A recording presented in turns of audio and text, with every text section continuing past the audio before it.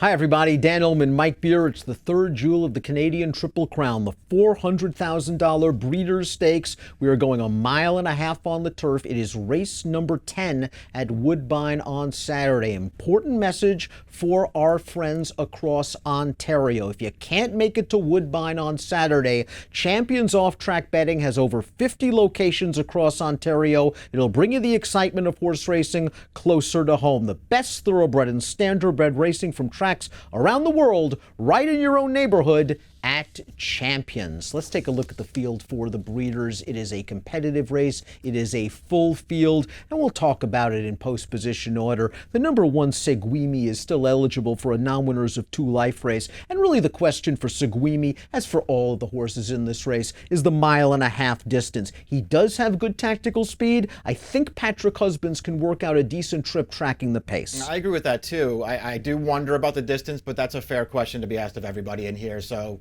we'll just see if he can get it. He has settled for second best in 4 straight races.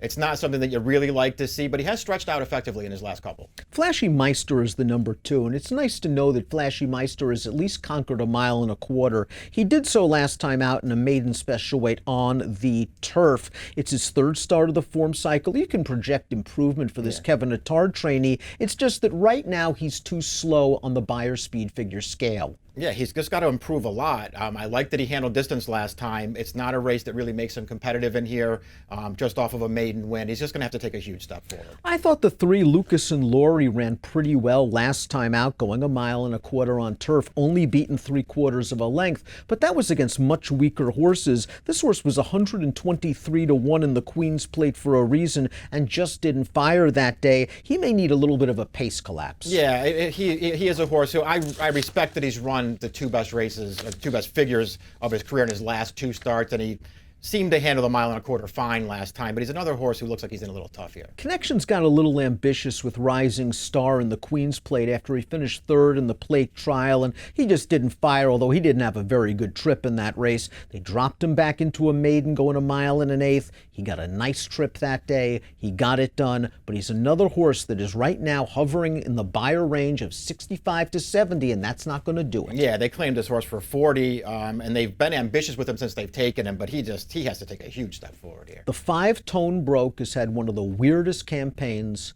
I've seen in a long, long time. Yep. I really liked this horse as a 2-year-old at Remington Park. I thought he ran a very good race with Trouble in the Springboard Mile. I was curious to see him on the Oak Lawn Road to the Triple Crown, and instead he ended up in Dubai, and it was a disastrous Dubai excursion. 2 lousy races. He came back in the Sir Bard, and he ran really well against King for a day. They ran him in the Queen's Plate on synth, and he ran okay considering they ran 1-2 all the way around the track, and he was really one of the only horses making up ground. He won the Prince of Wales, the 2nd jewel of the Triple Crown last time out on dirt. My feeling is he's a dirt horse. He's not a turf or synthetic horse, and I don't want him at 5 to 2. Yeah, I mean, he does have that question, the surface question to answer. It seemed like he handled synthetic fine 2 starts back. As you say, the pace didn't really come back for him. He was very headstrong early in that race. I like that they just sort of let him find his stride last time, and he was too good for those horses on dirt. He is a half-2, a stakes winner on the grass, so maybe he can handle it. I think there are things to like about this horse. Pay for Peace is the 6, another horse that was also ran in the Queen's Plate. They dropped him into an optional claimer last time out on the turf. He kind of just ran around there with a little bit of a late kick. And he's another horse. His last 3 Beyer speed figures at 71. Yeah. He's got to do a lot better. Yeah, he's going to be a big price in this race, and that's for a reason. Let's take a look at the Timeform U.S. pace projector for this race. And Avies Flatter, your morning line favorite, is expected to make the lead. Now, Avies Flatter, we know, likes turf and synthetic. He was a top 2-year-old in Canada last year. He won the Grade 3 Transylvania in his seasonal debut. Let's talk about his Queen's Plate. He had a bad post, but he showed enough speed, and Javier had him in a great spot. Right off the hip of the early leader and eventual winner. It looked like he had the race won at the 3/16 pole, and then he got tired. And does that make you wonder if the longer is not the better for Avies Flatter? I do wonder, not only because of that race, but also for his race last time. I know that was a dirt race, so you want to maybe give him a little bit of a benefit of a doubt there. But he's starting to look like a horse who doesn't really want to go this far. The thing to like about him is he's just a better turf horse in all probability. So getting back to turf could really help him move forward. I would still be, especially at a short price, Dan, I'd be very concerned about the 1.5 miles for him. But he does have the figs, and if he gets this sort of trip on the lead and is able to really relax under Eurico Rosa da Silva, perhaps his class will carry him the 1.5 miles. The 8, He's a Macho Man, is very interesting in this race because, again, the Queen's Plate was basically dominated in front-running fashion. They ran 1-2 around the track. He's a Macho Man was near the back of the pack. He made up some late ground by passing tired horses, and I think he loathes dirt. And the fact that he ran an okay 4th in the Prince of Wales makes me think he's moving forward for Josie Carroll. Yeah, I feel that way too. His Queen's Plate was actually pretty good. He had a little bit of it, besides being too far back early, he had a little bit of a trip in that race. He ran up on horses around the quarter pole and had to steady, and then he was regathering his momentum too late. Last time, I agree with you that I don't think he's a dirt horse. I also, for the life of me, can't understand how he was 4 wide around the track in a 5-horse field, but he was. I think he's actually in really good form right now. He's got a lot of turf in his pedigree. I think he's going to handle this surface switch, and I think he's going to get the distance. And Sierro's lightly raced, ton of upside, great trainer in Catherine Day Phillips.